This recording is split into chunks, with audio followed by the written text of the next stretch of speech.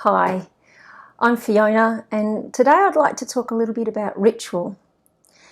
Now, ritual is a word that can and is, by definition, a loaded word in that we tend to think of ritual and ceremony in terms of the religious and even spiritual.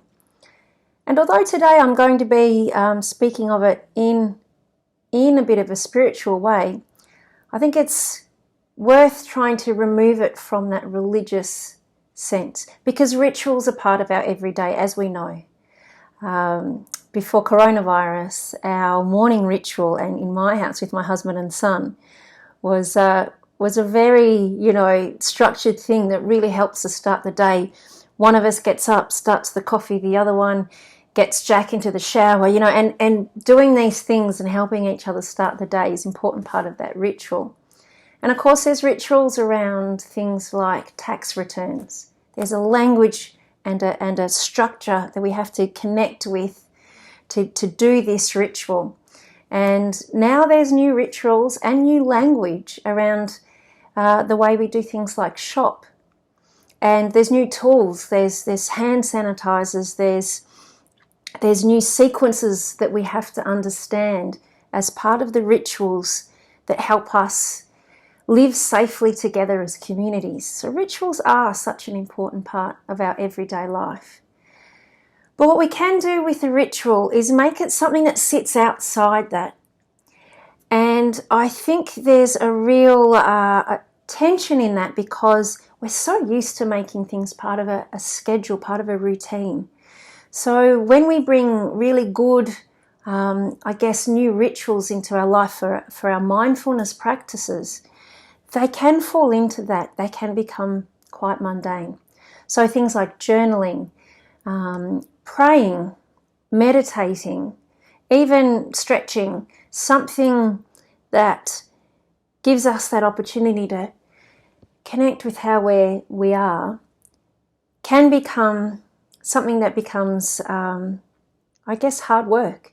And there's two things that I particularly note when we do this, and they're two things that I've come up against a lot when I've tried to put these self-care practices in place. One of them is that, yes, it just becomes another chore, another list in the sequence of how we get through the day. But the other one that I think is a really important one is something that comes up a bit in the book The Artist's Way, which is a great book, and something that's really stuck with me, in that it becomes something that we can judge ourselves against. And we are so naturally inclined to do this, to put it into this space where we can say, are we doing this well? Are we failing at this?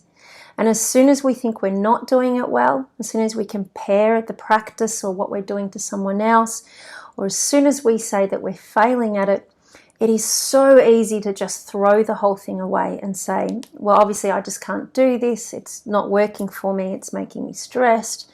It's gone.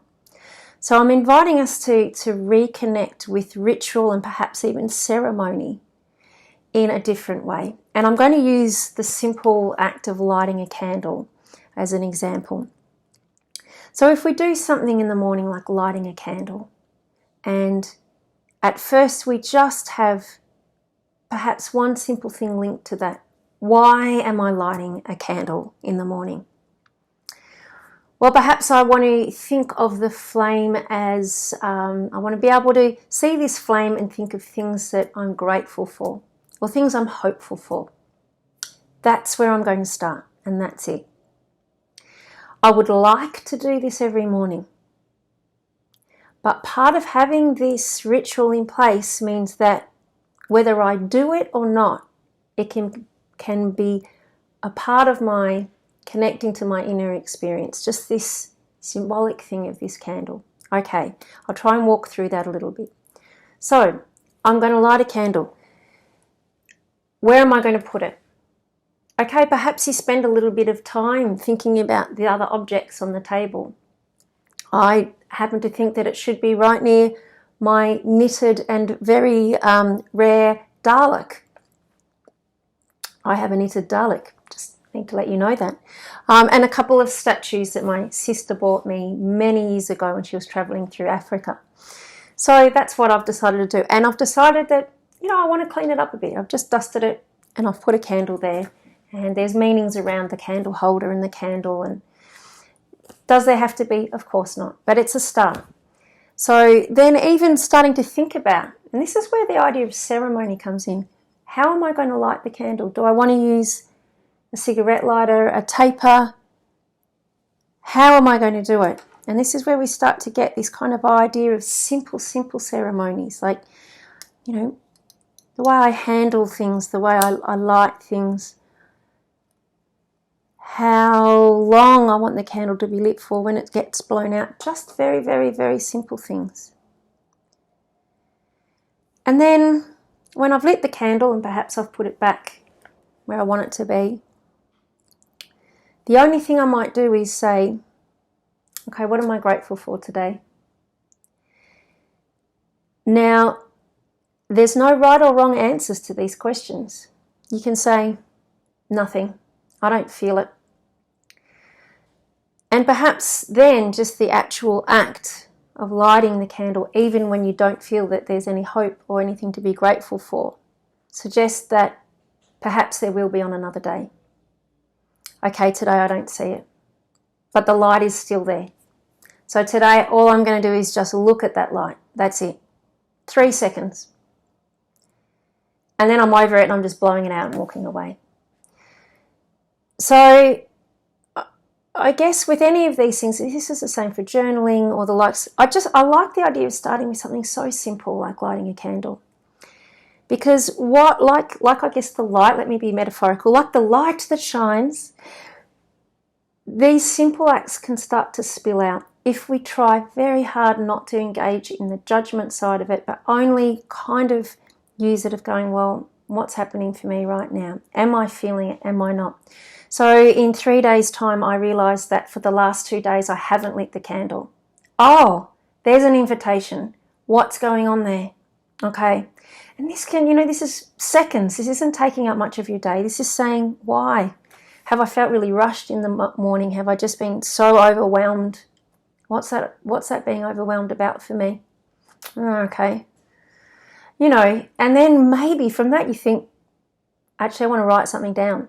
So it can lead to something like journaling or even just writing it down once. This is what happens for me. I actually, every now and then, just feel like writing something down because of something that makes me aware that, yeah, this is something that I'm realising that I'm struggling with at the moment. What I love about this idea of ritual is that you can make the simplest of things. You can draw your attention to something through a very simple thing, I've got this lovely, beautiful rock from a rock. I'm going to pick it up in the morning. whatever the object is, you can attach a meaning to it that helps you connect and unpack things even throughout the day of what's happening for you. And it's such a strong tool that you can use in other spaces. And I'll be doing another video about using rocks in spaces. But my invitation is to think about really simple ways that a ritual can start to spill out and perhaps become something that makes things that are otherwise mundane feel a little bit more sacred. How is paying attention to how you light a candle, how you prepare a space, how can that start to spread out, start to become bigger, start to connect to other things? Actually, now when I light a candle, I do want to spend some time praying, thinking about something, thinking about my day, but thinking about those things that sit outside the mundane. I hope that's helpful. I hope that helps to kind of strip back what it can mean to bring meaning, attention, and intention into something simple, something that can connect with our experiences and the experiences of people around us. Thanks. I'll see you again soon. Bye.